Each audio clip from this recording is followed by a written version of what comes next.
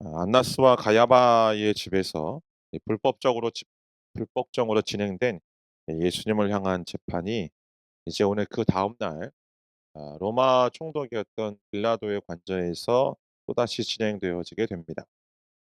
오늘 28절 말씀을 보면 가야바의 집에서 있었던 신문의 내용은 별다른 내용은 기록되어 있지 않습니다.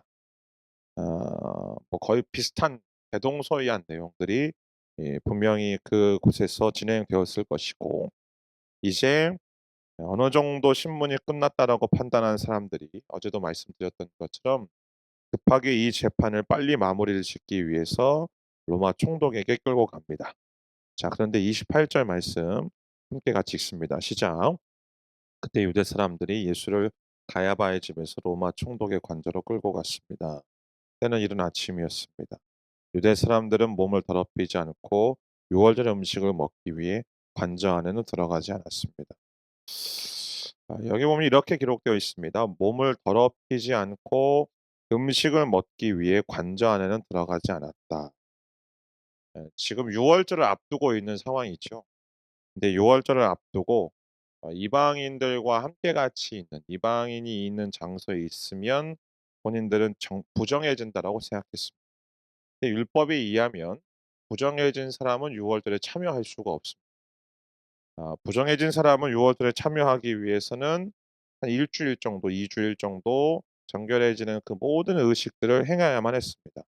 더더군다나 이방인의 집에 들어간다라는 것은 에 그냥 의식적으로 부정해지는 일이기 때문에 만 하루가 지나서 옷을 빨고 정결 예식을 해야만 정결해질 수가 있었고요.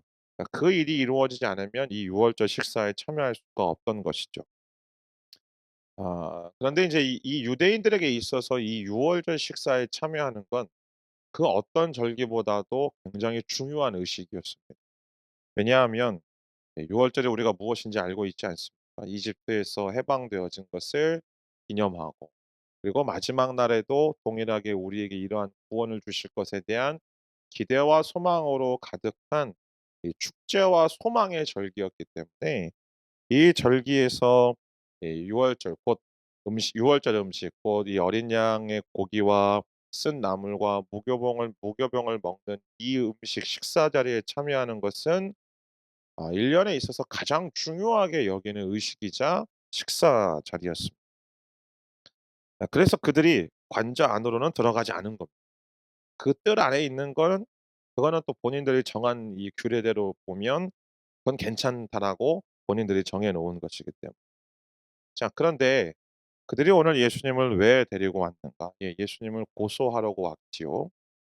예수님을 고소하고 예수님을 넘기는 가장 보다 근본적인 주된 그들의 마음 상태가 무엇인가? 자, 31절 말씀을 보면 빌라도가 말하죠. "너희들 법대로 그냥 가서 심판해. 나 귀찮아."라고 얘기하는데, 이들이 말하는 것이 "우리는 사람을 죽일 권한이 없습니다." 무슨 말인가요? 그들의 마음에 가득한 생각은 이 사람은 반드시 죽어야만 된다. 이 사람은 반드시 죽여야만 된다라는 것입니다. 어 지금 이들의 모습을 보면요. 그들의 마음에는 예수님을 죽여야 된다라는 마음으로 완전히 가득해 있는데, 겉으로 드러나는 행동은 지금 그들의 어떤 종교적인 기준을 수행해야 되고 종교적인 의식을 수행해야 된다라는 이 위선적인 모습을 오늘 이들이 보여주고 있는 것입니다. 얼마나 위선적이냐면 유대인들은 빌라도를 별로 좋아하지 않았습니다. 왜냐하면 빌라도가 한 일 때문에 그렇습니다. 빌라도에 대해서 잠깐 좀 소개하면, 이 사람은 귀족 출신이 아니에요. 귀족 가문의 출신이 아니기 때문에 이 소위 말하는 이 로마의 제도 속에서 로마의 구조 속에서 이 높은 자리에 올라간다라는 것은 불가능한 사람이었습니다. 근데 이런 빌라도가 어떻게 이 유대 총독까지 왔느냐?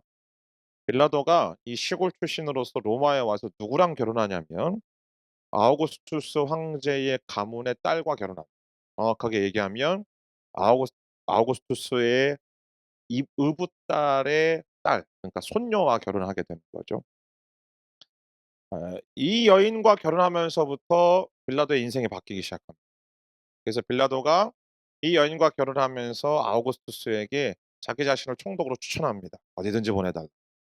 그래서 간 곳이 유대의 총독이었습니다. 그러다 보니 이 사람 안에는 열등감으로 가득 차 있고요. 뒤에도 인제 다음에도 말씀드리겠지만 열등감으로도 가득 차 있고, 또 이 사람에는 이 출세욕과 성공 지향, 이 성공에 대한 마음으로 너무 가득한 사람이었습니다. 어떻게든 황제에게 잘 보여서 '어떻게든 내가 로마 중앙정부로 들어가겠다.'라는 이 야심으로 똘똘 뭉친 사람이죠. 그래서 그가 유대 총독이 되면서 이전의 총독과는 전혀 다른 행보를 보입니다. 이전에 있었던 한 대여섯 명의 총독들은 유대 사람들이 가지고 있는 이 종교적인 열심과 이 종교에 대한 이 편견을 너무나도 잘 알고 있었기 때문에 굉장히 지혜롭게 다스렸어요. 말도 들어주고 어느 정도 용납도 해 주고 용인도 해 주고. 근데 이 빌라도는 총독으로 입성하는 그날부터 문제를 일으키기 시작합니다. 예루살렘에 뭘 가지고 오는가? 황제의 모습이 새겨진 판을 들고 옵니다. 뿐만 아니라 황제에게 드리려고 하였던 그 봉헌 방패, 그러니까 한마디로 얘기하면 신격화되는 황제에게 드릴 봉헌물이죠. 그 봉헌물을 헤롯 궁전에 놓게 했습니다. 이게 유대 사람들 자극한 거죠. 왜냐하면 유대 사람들은 우상 숭배를 끔찍하게도 싫어하니까. 그러니까 이 무엇인가 형상을 놓는 것을 끔찍하게 싫어하는데, 그 형상을 가지고 예루살렘, 거룩한 도성이라고 불리우는 예루살렘으로 갖고 와서 예루살렘을 더럽혔다라고 이야기. 또 헤롯 궁전에 갖고 들어와서 이 모든 우리의 정치적인 것도 더럽혔다라고 여겨졌기 때문에 이 유대인들의 반감을 사게 된 것이죠. 뿐만 아니라 빌라도가 더 유대인들과 완전히 그 척지게 된, 가장 중요한 사건은 예루살렘의 상수도를 건설하면서 좋은 일을 했잖아요. 근데 그 상수도를 건설하는 비용을 성전의 사람들이 드린 고르반을 탈취했습니다. 그러니까 성전에 있는 헌금을 탈취한 거죠. 쉽게 얘기하면 성전 들어가서 헌금함 뜯어서 그 안에 있는 헌금함을 가지고 상수도 공사를 한 겁니다. 그리고 누가복음 13장 기록을 보면 이런 말이 있어요. 갈릴리 사람들의 피를 제물로 드렸다고. 그래서 대부분의 성경학자들이 어떤 사건을 이야기하냐면 아마도 갈릴리 사람들이 예배를 드릴 때에, 제사를 드릴 때에 습격해서, 이 갈릴리 사람들이 워낙에 호전적이고 워낙에 이 반로마적인 성향을 가지고 있었기 때문에 군대를 보내서 그 사람들 죽인 사건을 가리키는 것이 아닌가라고 되어 있습니다. 그만큼 빌라도는 고집도 세고 거만하고 교만하고 부패하고 굉장히 잔인한 인물이었던 거예요. 근데 오늘 이 유대 사람들이 그런 빌라도에게 예수님 데리고 온 재판에. 그러니까 평소 같으면 쳐다도 보지도 않고 상종도 안 할 사람인데, 우리 민족의 원수라고 여겼던 그 사람에게 지금 데리고 와서 이 예수를 죽여 달라고. 그러면서도 그들은 율법을 지키고 있다라고 본인들 스스로 생각한 것. 얼마나 아이러니합니까? 율법을 주신 이유가, 율법의 근본 목적이 하나님을 사랑하고 이웃을 사랑하는 것인데, 한 사람을 죽이려고 혈안이 되어 있으면서 율법적인 의식을 준수하려고 하고 있는 아이러니를 이들은 지금 보여주고 있는 겁니다. 사랑하는 성도 여러분, 우리의 신앙 속에서요, 겉모양은 그럴듯하게 꾸밀 수 있습니다. 얼마든지 꾸밀 수 있습니다. 사람들에게 보여지는 외적인 모습이요, 얼마든지 만들어낼 수 있습니다. 그런데 그 모든 것은 다 부질없고 소용없는 일입니다. 왜냐하면 하나님은 우리의 마음의 중심을 보시기 때문에. 하나님은 우리의 마음의 상태, 우리의 마음의 깊숙한 곳에 무엇이 자리 잡고 있고, 무엇을 생각하고, 무엇을 꿈꾸고 있고, 어떤 마음을 품고 있는지 그 마음의 중심을 보십니다. 우리 겉으로 드러나는 우리의 어떤 종교적인 열심, 종교적인 행동은요, 사실은 다 아무것도 부질없는 짓인 거죠. 나무가 건강하려면, 줄기가 건강해야 나무가 건강한 게 아니고, 뿌리가 건강해야만 나무가 건강할 수 있다.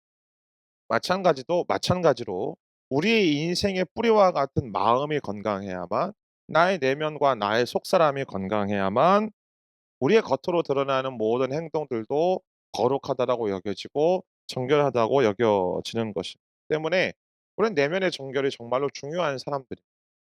우리의 안이 깨끗해야 되고 속사람이 깨끗해야만 하나님께서는 그런 우리를 향하여서 깨끗하다라고 여기시고, 정결하다라고 여기시는 것이죠. 아무리 뭐 깨끗하게 옷을 빨아입고 다니고 뭐 목회자 가운을 걸치고 다니고 뭐 거룩한 말을 한다라고 해서 뭐 때로는 거룩한 사람들과 교제한다고 해서 우리의 내면이 거룩해지는 게 아니에요. 하나님이 우리의 내면 가운데 임재하셔서 우리의 내면을 만지시고 우리의 마음을 온전하게 예수님의 십자가의 피로 정결케 하시고 깨끗하게 하실 때에 우리의 내면과 우리의 속사람이 강건하여지고 깨끗하여지고 거룩해지는 인생으로 살아가게 되는 줄 믿습니다. 그래서 주님이 말씀하시는 게 그것 아닙니까? 마태복음 5장 22절 이하부터 보면 너희가 제물을 드릴 때에 너희가 예배를 드릴 때에 마음 가운데 형제를 원망하고 있는 일들이 생각나면 형제와 다툼이 있는 일이 생각나면 예수님 어떻게 하라고 말씀하시죠? 제사 멈추고 예배 멈추고 가서 그 사람과 화해하라. 예. 그렇게 말씀하시잖아요.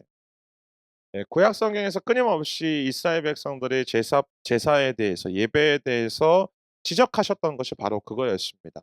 아모스 선지자를 통하여서 또 다른 선지자들을 통해서 말씀하시는 것이 "나는 더 이상 너희들의 제물 너희들의 예배에 그냥 냄새도 맡기 싫다."라고 하나님 말씀하시죠. 이유는 뭐냐면 겉으로 드러나고 있는 어떤 종교적인 열심만 다하면 뭐 하냐. 너의 삶 속에서 사람들을 향하여서 탄압하고 또 사람들을 착취하면서 너희의 배만 불리고 있는 그런 모습들.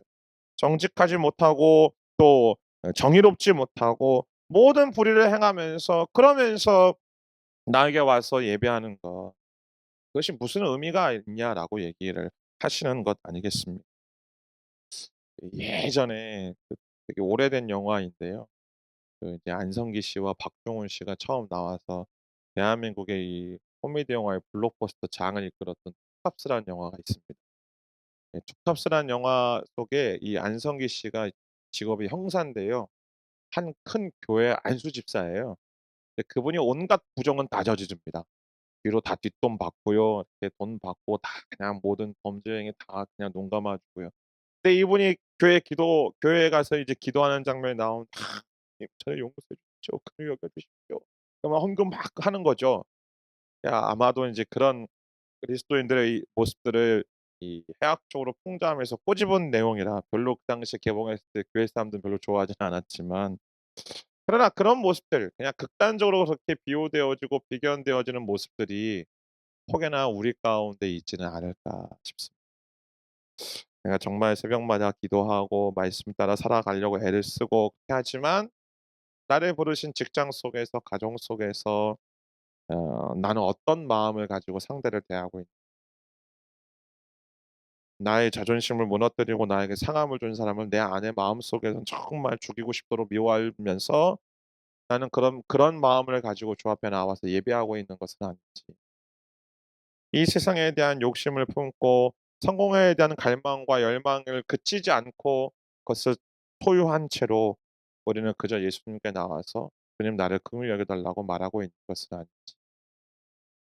사랑하는 여러분, 저와 여러분이 오늘 이 말씀을 가지고 주 앞에 기도하며 나아갈 때에 우리의 내면을 감찰하시는 그 하나님 앞에 우리의 속사람과 우리의 마음을 온전하게 내어 드리고 "주님 내가 나도 알지 못하는 나의 속사람과 나의 내면 가운데 가득 채워져 있는 하나님이 기뻐하시지 않고 하나님을 즐거워하게 하지 않는 모든 생각들과 모든 마음들과 모든 감정들 그래서 하나님을 예배하는 것들을 방해하고 있는 모든 내 안에 있는 쓰레기들을 주님 정리하시고 깨끗하게 하시고 치워 주시는 하나님의 놀라우신 일하심이 오늘 나의 속사람과 내면 가운데 경험되게 하여 주옵소서라고 기도할 때에 하나님께서 오늘 우리의 속사람을 간건하게 하시고 또 새롭게 하여 주시는 줄 믿습니다.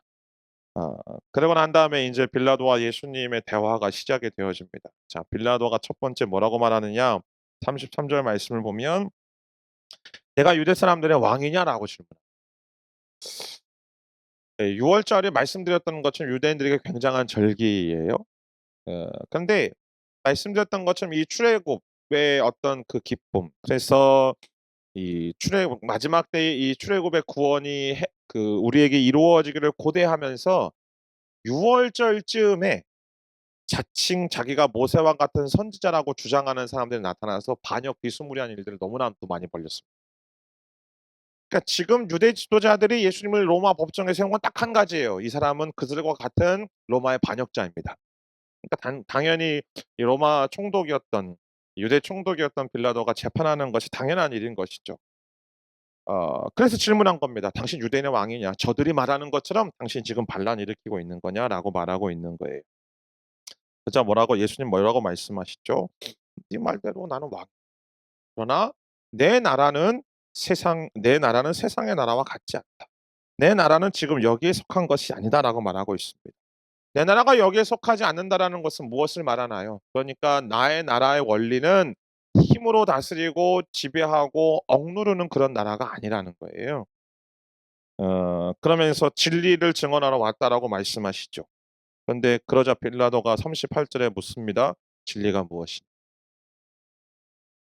오늘 이 장면 그리고 나머지 복음서에 등장하고 있는 빌라도의 모습을 보면 아까 서두에도 말씀드렸던 빌라도의 잔인한 면과는 조금 달라 보입니다. 빌라도는 예수님에 대한 굉장한 호감을 가지고 있던 사람입니다. 그리고 심지어 예수님을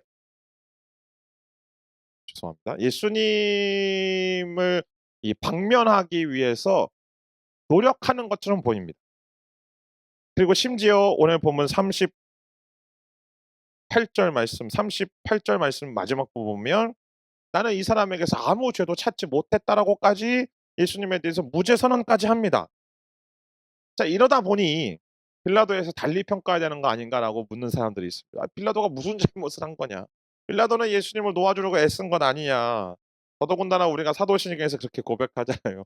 빌라도에 의해서 십자가에 못 박혀 죽으셨다.'라고. 아니 그렇게까지 고백하면 안 되는 것 아니냐?'라고 질문하는 분들도 있습니다. 예. 말씀드렸던 것처럼 물론 빌라도가 예수님에 대한 강한 인상을 받고 호감을 느끼고 심지어 마태복음인가요? 마태복음에 누가복음 기록에 보면 이 빌라도의 아내가 빌라도에게 강권하잖아요. 꿈에서 "저 사람 만났다."라고. 그러니까 괴롭히지 말라고. 예 그것까지 들으니까 이 사람에 대한 어떤 신비로운 생각까지 가지게 되었을 거예요. 근데 그 정도 추측은 할 수 있을지 모르지만 빌라도의 생각하는 건 딱 거기까지. 사실 빌라도가 예수님을 방면하려고 하였던 가장 큰 이유는 예수님에 대한 호감과 예수님에 대한 호의적인 생각 때문이 아니고 유대인들에 대한 반감 때문이었습니다. 아까도 말씀드렸던 것처럼 그런 마음과 그런 생각들을 가지고 유대 총독이 되었습니다. 근데 사사건건 시비예요. 입성하는 그날 그 황제의 이 얼굴이 새겨진 그 조각상을 들고 깃발을 들고 예루살렘에 들어올 때요. 예루살렘의 모든 종교 지도자들이 다 자기들을 짓밟고 가라고, 자기들을 다 죽이라고 그래서 그 로마 총독 관저에 다 엎드려 버렸어요. 그래서 사실은 빌라도가 다 죽여 버리려고 했거든요. 근데 그랬다간 진짜 폭동이 일어나고 총독 되자마자 자기 사임될지도 모른다라는 그 불안함 때문에 살려 줍니다. 그러니까 지금 이런 일들이 비일비재한 거예요. 그러니까 이 로마 총독이었던 이 빌라도가요. 자존심이 너무 상한 거죠. 이 자존심 강한 빌라도가요. 자존심이 상하니까 어떻게 해서든 지금 이들을 내 이 나의 어떤 지도력과 나의 어떤 이 권력에 대해서 굴복시켜야 되는데 좋은 기회가 생긴 거예요. "야 너들은 지금 죄인이라고 끌고 왔지만 내가 이 사람 죄가 없다라고 그 권한이 나에게 있다."라는 거를. "나는 이 사람 사형시킬 충분한 권한이 있지만 나 그거 행사하지 않겠다."라고 그래서 소위 말해서 "야고르지."라고 인제 이야기할 수 있는 그런 상황들을 지금 마주하게 된 것이죠. 여러분 잘 보십시오. 정말로 예수님에 대해서 궁금했다라 그가 진리에 대해서 정말 궁금했다라면 오늘 여기 말씀 보세요. 진리가 무엇이냐 하고 나가 버리잖아요. 아니 질문을 하고 대답도 하기 전에 나가 버리면 어떻게 듣습니까? 그러니까 이게 이 사람은 그러니까 이것도 저것도 아닌 딱 중간 상태에 있는 거예요. 여러분 오늘 우리가 이 빌라도를 보면서 우리가 깨닫는 사실은 예수님에 관해선 중립지대는 없다라는 사실. 예수님에 관해선 중간지대 나는 이쪽도 아니고 저쪽도 아니고는 없다는 거예요. 둘 중에 하나입니다. 예수님을 따르든지 예수님을 따르지 않든지. 예수님을 믿든지 예수님을 믿지 않든지. 요 둘 중에 하나예요. 그러니까 예수님에 관한 한 이 중립의 위치는 불가능한 거죠. 분명 말씀드렸던 것처럼 빌라도는 예수님을 풀어주고 싶었어요. 근데 그런 그리스도를 믿지 않은 거예요. 예수님을 따르지 않은 겁니다. 다만 한 가지만 하고 싶지 않았던 거예요. 예수님을 정죄하는 일만은 예수님에게 "당신 죄에 있다."라고 말하는 것만은 하고 싶지 않았던 겁니다. 예, 물론 이제 이 생각은 비참하게 실패하는 거죠. 네. 우리도 마찬가지예요. 우리는 예수님을 위하여 살아가는 사람이든 아니면 예수님을 반대하는 사람이든 둘 중 하나입니다. 예수님 편이든지 예수님의 편이든 아니면 예수님을 대적하는 사람들 둘 중 하나라는 거예요. 예수님에 관해서 중간지대는 없어요. 때문에 우리가 주님의 편에 있다라면 주님이 날마다 우리를 강하게 할 것입니다. 그러나 반면에 우리가 주님을 대적하는 자에 있다라면 아무리 우리가 우리 스스로를 고상하고 인격적이고 이해심 깊고 나는 굉장히 정의롭고 공평한 사람이라고 생각한다 할지라도 예, 그건 전혀 문제가 안 되는, 그냥 예수님을 대적하는 편에 서 있게 되는 것이죠. 그러나 우리가 예수님 편에 있다라면 그분은 우리가 큰 시련과 어려움을 만날 때라도 우리를 그 가운데서 더욱더 주님을 위하여서 살아갈 수 있도록 우리를 위하여서 능히 도우실 수 있는 분인 줄 믿습니다. 때문에 우리는 날마다 선택하고 결정해야만 합니다. 나는 어느 편에 있을 것인가? 나는 어느 편에 서 있을 것인가? 가끔가다 이 상담하다 보면 그런 분들 만나요. 예수님을 믿고 예배드리는 거 참 좋다고, 찬양하는 거 참 너무 좋다고. 근데 딱 거기까지만 하고 싶다는 거예요. 조금 더 한 발짝 들어가면 뭔가 내 거 다 포기해야 될 것 같고, 뭔가 내 시간 내가 좋아하는 거 다 못 할 것 같고, 내가 어떤 뭐 정말 나를 행복하게 해 주는 것들 내가 뭐 하지 못할 것 같다라는 어떤 그런 생각 때문에 딱 요만큼만 하고 싶다는 거예요. 아니요. 그건 존재하지 않아요. 우리의 신앙이라는 것이, 우리의 삶이라는 것이 어느 정도 내가 기대하고 내가 원하는 어떤 그 정도 수준까지만 채워 놓으면 예수님께서 어느 정도 괜찮다고 여기시겠지. 아니요. 그렇지 않다라는 겁니다. 왜냐하면 하나님 나라의 가치의 기준은 어떤 최저점을 설정하고 그 최저점만 지나면 통과라고 말씀하시는 게 아니라 하나님 나라의 기준은 가장 최상급 맥시멈의 기준이기 때문에 그래요. 그 맥시멈의 기준이 어디인가? 예수님인 거예요. 그래서 우리는 예수님을 닮아가야 돼요. 우리는 그래서 예수님을 따라가야 되는 겁니다. 물론 어제도 우리가 얘기했지만 실패하죠. 주저앉습니다. 절망합니다. 늘 끊임없이 우리는 그런 날 모습을 바라보면서 절망하지요. 그러나 우리가 오늘도 주님 편에 서 있기로 결정하고 어떤 순간 속에서도 타협하지 않기로 결심하고, 그래서 그 회색지대에 서 있는 것이 아니라 중간지대에 서 있는 것이 아니라 그 회색지대 중간지대에서 나와 주님이 서 계신 그 빛의 자리에 서 있기로 내가 믿음으로 결정하며 나아갈 때에 오늘 주님은 우리에게 새로운 힘을 공급하여 주시는 줄 믿습니다.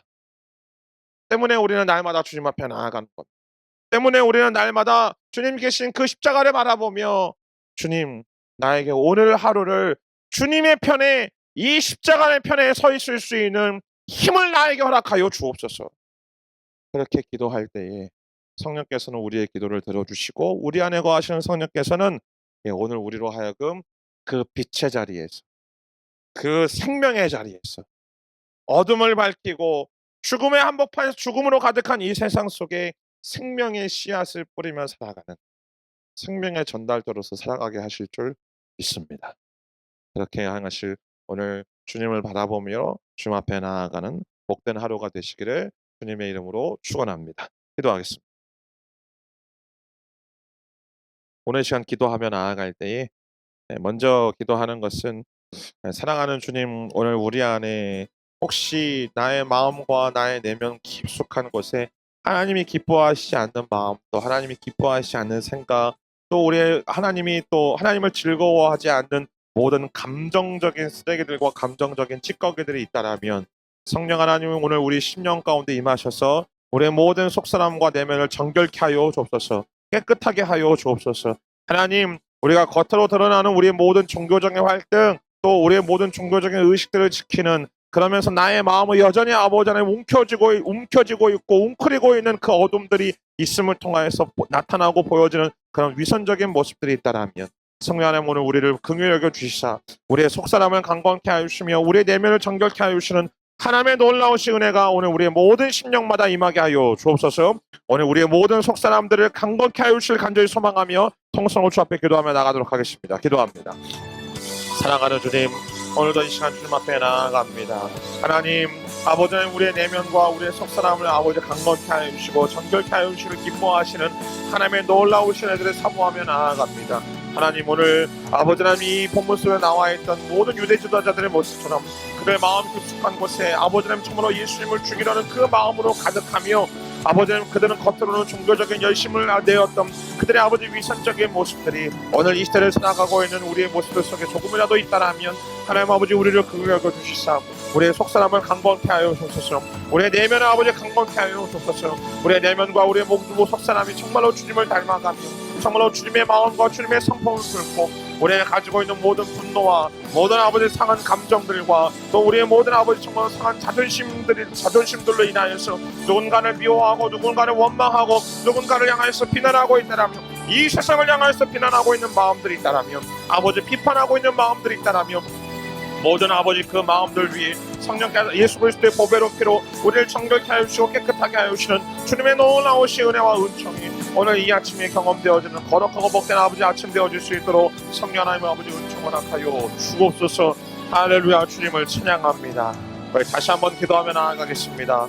하나님, 내가 빌라도처럼 그저 호의만 가지고 그저 관심만을 가지고 중립지대에 서 있으며 이도저도 아닌 그냥 양쪽에 발만 걸치며 살아가는 인생으로 살아가지 않게 하여 주시고 성령 하나님, 오늘 내가 주님의 편에 서 있기로 결단하며 나아가게 하여 주옵소서. 오늘 하루를 살아갈 때에 빛의 영역 가운데 있기로 믿음으로 결단하게 하여 주옵소서. 생명의 자리 가운데 있기를 간절히 소망합니다. 그러나 주님, 나는 넘어질 수도 있고 나는 실패할 수도 있습니다. 그러기에 주님, 내 안에 계신 성령님, 나로 하여금 이 믿음의 결단과 이 믿음의 고백을 기뻐 받아주셔서 오늘 하루를 살아가는 나의 삶 속에 빛의 영역에 생명의 영역 가운데 있음을 통하여서 이 어둠의 세상, 이 죽음의 세상 가운데에 하나님의 빛을 증거하고 하나님의 생명을 바라는 자로 살아갈 수 있도록 주여 하나님, 나를 그렇게 살아갈 수 있는 힘과 능력을 허락하여 주옵소서. 우리 통성으로 주여 한번 외치고 기도하며 나아갑니다. 주여 아버지 하나님, 주님의 놀라우신 은혜를 기대하며 사모하며 나아갑니다. 주님, 그렇습니다. 예수님을 믿고 예수님 아버지 예수님의 편에 서 있는 것, 그것만이 아버지 우리가 선택할 수 있는 유일한 가치, 유일한 길임을 믿습니다. 중간지대가 없음을 기억하게 해주시고 지금도 여전히 아버지 회색지대 속에 살아가고 있다라면 어느 정도의 수준만을 아버지는 정말 어느 정도의 수준만을 채우려고 어느 정도의 기준만을 채우려고 살아가고 있는 모습들이 있다라면 하나님은 내가 오늘 다시 한번 주님의 편에 서 있기로 결단하게 하여 주소서. 생명의 자리, 그 빛의 자리 가운데 서 있기로 내가 믿음으로 결단하며 나아가게 하여 주소서. 아버지 하나님, 정말로 온전히 생명의 자리에 빛의 자리 가운데 서 있음을 통해서 오늘도 아버지 정말로 이 죽음으로 뒤덮인 세상 가운데 어둠으로 뒤덮인 세상 가운데 하나님의 생명과 하나님의 빛을 바라며 살아가는 인생으로 살아갈 수 있도록 하나님, 내 안에 계신 성령님, 내 안에 힘을 허락하여 주시고 내 아버지 이 믿음의 고백을 주님 붙들어 주시고 더 이상은 아버지 정말 중립지대가 아버지 예수님의 반대편으로 나아가지 않으려고 아버지 애쓰고 몸부림치는 우리의 삶이 되어질 수 있도록 주여 하나님 아버지 은총을 허락하여 주옵소서. 할렐루야. 주님, 사랑하는 주님, 오늘도 귀한 말씀을 통하여서 우리를 향하여 도전하시고 우리에게 세임을 허락하여 주시는 하나님의 놀라우신 은혜에 감사를 드립니다. 하나님, 우리 이 시간 주 앞에 간절히 기도하고 소망하오니 나의 내면과 나의 속사람을 강건케 하여 주시고 건강하게 하여 주시고 깨끗하게 치료하여 주시고 치유하여 주실 줄 믿습니다. 하나님, 내 마음 깊숙한 곳에 자리 잡고 있는 하나님을 기쁘시게 하지 않고 하나님을 즐거워하지 않는 모든 생각과 모든 마음과 모든 감정의 찌꺼기들은 이 시간 예수 그리스도의 보배로운 피로 정결케 하여 주시고 깨끗하게 하여 주시고 아버지 하나님 노임을 받게 되어질 줄 믿습니다. 하나님, 그것을 통하여서 하나님, 우리가 겉으로만 드러나고 있는 나의 삶과 나의 활동과 나의 모습들을 통하여 나의 모습들과는 반대되어지는 위선적인 삶이 아니라 나의 내면에서 주님을 사랑하고 주님을 기뻐하고 주님을 기대하는 마음들이 우리의 모든 외적인 행동들로 발현되어지는 하나님이 기뻐하시는 그리스도인으로 살아갈 수 있도록 성령 하나님 은혜를 허락하여 주옵소서. 그렇게 되어질 때에 주님, 중립지대가 아닌 오늘도 우리는 예수님의 편에 서 있게 되어질 줄 믿습니다. 하나님, 정말로 온전히 예수님의 그 빛의 영역 가운데 서 있기를 원합니다. 예수님의 생명의 자리 가운데 있기를 소망합니다. 하나님, 중립지대가 없음을 다시 한번 믿음으로 다시 한번 기억하게 하여 주시고 다시 한번 깨닫게 하여 주시고 오늘도 이 어둠으로 뒤덮인 세상 속에 이 죽음의 영으로 뒤덮인 이 세상 속에 하나님 예수님의 영역 예수님의 편에 서 있음을 통하여 우리의 인생을 통하여서 예수 그리스도의 빛이 전하여지고 주님의 생명의 씨앗들이 아버지 안에 뿌려지는 놀라운 은혜가 우리의 인생을 통해서 일어날 수 있도록 성령 하나님 오늘도 우리에게 새 힘을 공급하여 주시고 우리에게 그렇게 살아갈 수 있는 담대한 믿음을 허락하여 주실 줄 믿습니다. 행하실 주님을 소망하며 감사하며 예수님의 이름으로 기도합니다. 아멘.